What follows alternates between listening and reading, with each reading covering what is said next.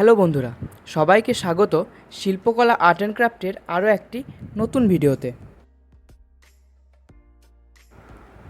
Thumbnail দেখে সবাই বুঝেই গেছো যে আজকের ভিডিওটা কী নিয়ে। তাও একবার বলে দিই, এটা একটা পুরনো মাটির তৈরি হরিণের মাথা স্কাল্পচার। এটাকে আমি চেষ্টা করব একটু ঘষে মেজে বেশ সুন্দর করে রং করে যদি নতুনের মতো করতে পারি। যদিও এটা অনেক অংশে ভেঙে গেছে। মেন যে হরিণের শিং, সেই শিংয়ের দুটি শিং তো একবারেই ভেঙে গেছে, আর দুটোর মধ্যে একটা আছে আর একটার মাথাটা ভেঙে গেছে।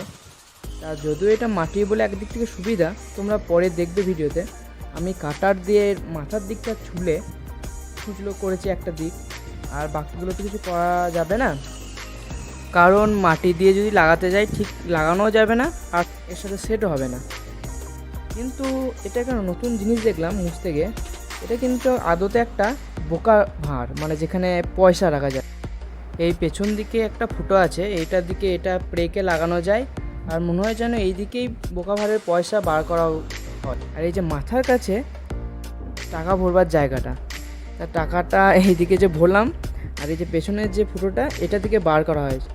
দেখো বার করার চেষ্টা করতে, এই যে বাবা, তার সাথে ধুলোও বেরিয়ে এলো। অনেক পুরনো ভেতরে যে আর কি আছে। তাই আমি এটাকে সুন্দর করে ধুলোগুলো প্রথমে সরিয়ে নিই, নাহলে রং ধরবে না এটা। আর তারপরে কাটার দিয়ে ওর যে সিংটা আছে দেখছো, এটা আমি সুন্দর করে তুলে নিচ্ছি, ছুঁচলো করবো।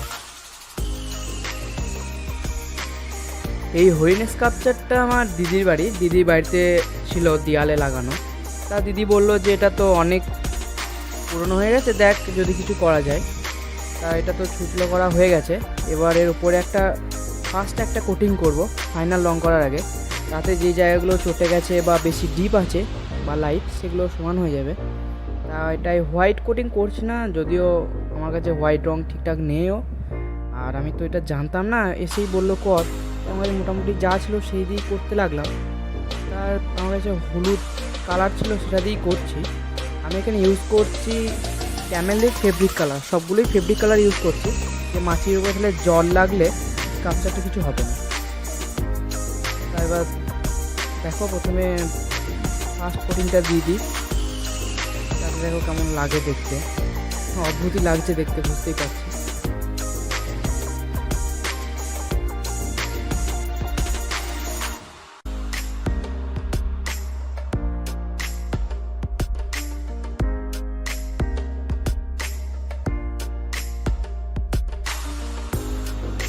তা আমার জল রাখার বাটিটাও আনা হয়নি, তাই আমি রেড কাওয়ের দইয়ের গ্লাসটা ইউজ করছি জল রাখার জায়গা হিসাবে।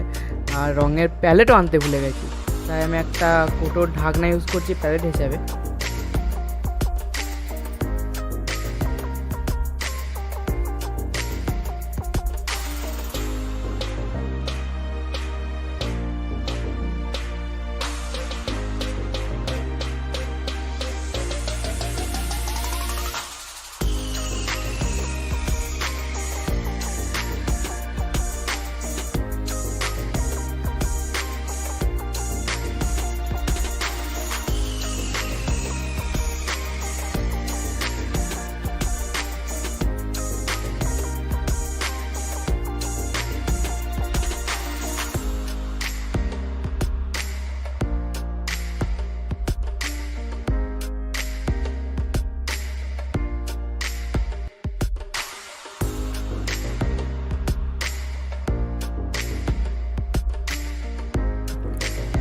মাথার রঙটা কমপ্লিট হয়ে গেছে, এবার শিংয়ের রঙটা করে নেব।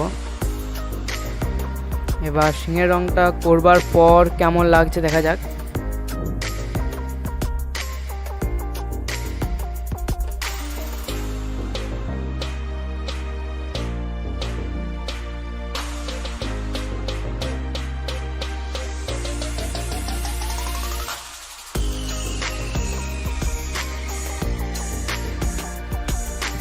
আরও এ ধরনের নতুন নতুন ভিডিও দেখতে অবশ্যই শিল্পকলা আর্ট অ্যান্ড ক্রাফট চ্যানেলটিকে সাবস্ক্রাইব করে বেল আইকনের অল নোটিফিকেশন অন করে রাখবে, আর অনেক বেশি বেশি করে শেয়ার করবে, যাতে তোমার সাথে তোমার বন্ধুরাও দেখতে পায় ভিডিওটা। আর তার সঙ্গে লাইকও করবে আর কমেন্টে জানাবে এটা কেমন হলো, আর তার সাথে এটাও জানাবে যে এটা আসতেও হরিণ লাগছে না ছাগল লাগছে। আমার তো এটা বেশি হরিণের থেকে ছাগলই লাগছে, তাই শিং দুটো থাকলে এটা পিওর হরিণ লাগতো। একটা শিংয়ের জন্য পুরো মুখটাই চেঞ্জ হয়ে গেছে। এই আমার কাছে অল্প যেটুকু সাদা রং ছিল সেটাকে দিয়ে চোখটা করে নিচ্ছি। চোখটা করবার পর দেখা যাক কেমন লাগছে লাস্ট অবধি, শেষ অবধি দেখতে থাকো জিনিসটা কেমন দাঁড়ায়। এবার একটু হাইলাইট করে নেবো, হাইলাইট বা শেড না দিলে অতটা জিনিসটা দেখতে ভালো লাগবে না। আর একদম লাস্টে একটা আমি বেশ মজাদার কালার দেবো যাতে এটা চোখে পড়ে, সেটা তোমরা দেখতে থাকো কী কালার দিই আমি।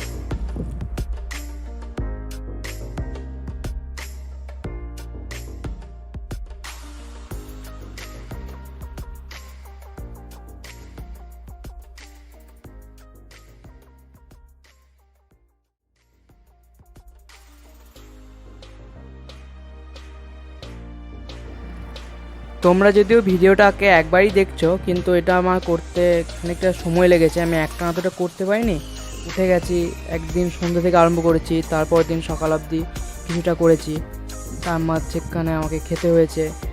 এবার ফেব্রিক কালার একটানা করতে পারছি না, করতে করতে একবার শুকাতে হচ্ছে, তারপরে আবার নেক্সট লেয়ার দিচ্ছি।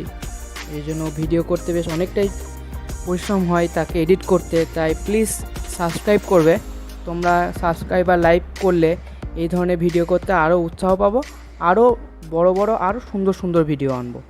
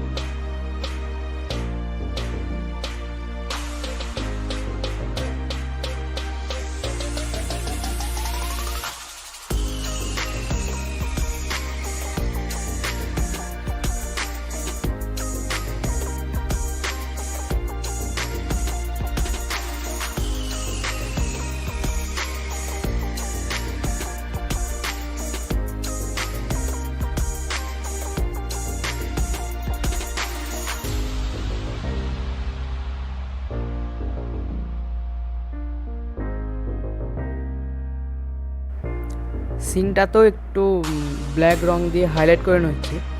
আর দেখছো মাদুরের উপরে করছিলাম, তাই তলায় আবার একটা গোলাপি কাপড় নিলাম, কারণ বেশ ভিজিবল হচ্ছে না জিনিসটা, মাদুরের কালার সাথে হরিণটার কালারটা মিশে গেছে। আর একটা জিনিস তোমরা হয়তো লক্ষ্য করবে, বুঝতে পারলে যে ফেব্রিক কালার করলাম বলে এটা কিন্তু একটু গ্লেজ আসছে মাটির উপরে হলেও, কিন্তু আমি যদি এটা পোস্টার কালার ইউজ করতাম তাহলে দেখতে যারা কাজ করো তারা জানবে যে পোস্টার কালার দিলে মাটির উপরে রঙটা টেনে নিত, একটা ঠিক অতটা গ্লেজি লাগতো না, বেশ ভালো লাগতো না।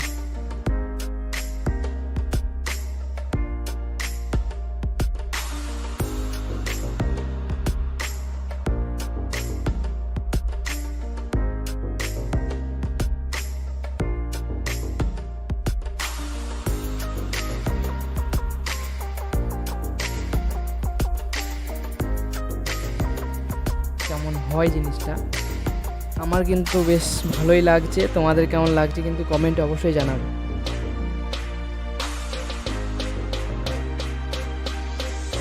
অনেকেই বড় ভিডিও বলে দেখে না, লাস্ট অবধি চলে যায়, কিন্তু আমি বড় ভিডিওটা ইচ্ছা করেই করি যে খুব কম জায়গায় স্ক্রিপ্ট করি, নাহলে তোমরা বুঝতে পারবে না, নাহলে এই ভিডিওকে আরও ছোট করা যায়। আমি প্রত্যেকটা জিনিস কিন্তু একদম ছোটো ছোটো অংশ দেখাচ্ছি যাতে তোমাদেরও সুবিধা হয়, তোমরাও পরবর্তীকালে ভিডিও দেখে নিজেরাও করতে পারো।